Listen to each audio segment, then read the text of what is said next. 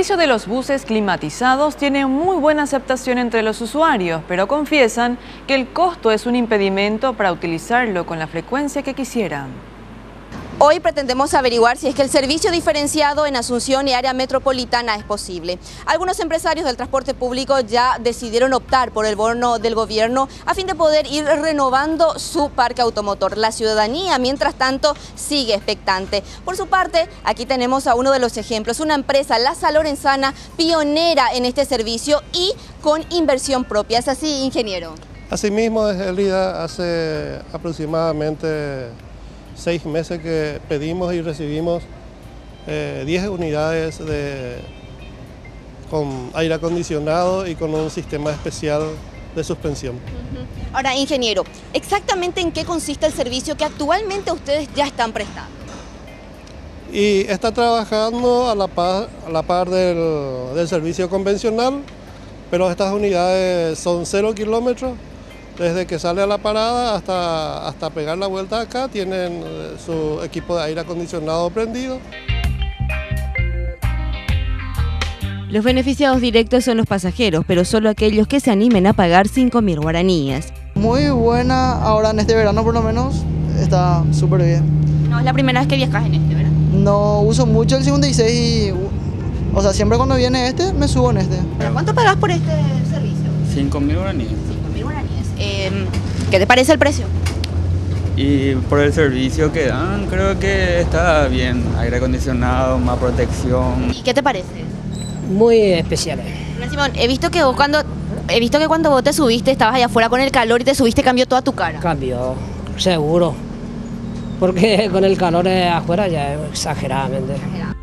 El nerviosismo, el sudor o el apuro aquí pasaron al olvido. Los viajes son más placenteros y hasta una buena conversación se puede disfrutar entre pasajeros. Lorenzo Torales es uno de los choferes designados a uno de los vehículos aquí diferenciado de la línea La Salorenzana. ¿Cuál es tu experiencia, don Lorenzo, al trabajar en este tipo de vehículos, ya que al parecer te olvidaste de las palancas, lo que era antes, el calor que representaba no solamente el ambiente, sino también lo que salía del asfalto? ¿Cómo es en la actualidad tu trabajo? Ahora mi trabajo es mucho mejor comparado con lo que hacía antes con los otros vehículos. Ahora tengo, por ejemplo, un vehículo de primera categoría, igual que los otros países. Ofrecemos buen servicio para los pasajeros y especialmente a nosotros también, que trabajamos mucho mejor ahora en este momento. Y ahora nos queda hacer la comparación con el vehículo convencional, un vehículo al cual nosotros ya conocemos, pero también queremos hablar con los demás pasajeros en cuanto al precio del pasaje que deberán de abonar por los otros tipos de servicio que en breve estarán entrando en vigencia según un decreto presidencial. Elvio, ¿por qué viajas en este vehículo y no en el que tiene aire acondicionado? Por el precio, porque es más económico. Además me va a salir mucho más, o sea, me va a salir mucho mejor, me va a convenir a mí, porque viajo todos los días. Y es cuestión de ver a nivel nación cómo se puede hacer para que el costo no sea tan elevado. ¿Te parece que 5.000 guaraníes entonces ya es elevado? Es elevado. El economista Amílcar Ferreira explica por qué un ciudadano que gana salario mínimo no podrá pagar un precio más elevado, pero al mismo tiempo destaca cuáles son los beneficios que traería a la población contar con un servicio de transporte público adecuado. Para una persona que gana salario mínimo, si es que toma un colectivo por día, ida y vuelta, el 6,1% de sus ingresos se va en gasto de transporte. Y para una persona que toma 2 colectivos, vale decir 4 viajes por día, el 13,1% de sus ingresos se va en gasto en transporte público.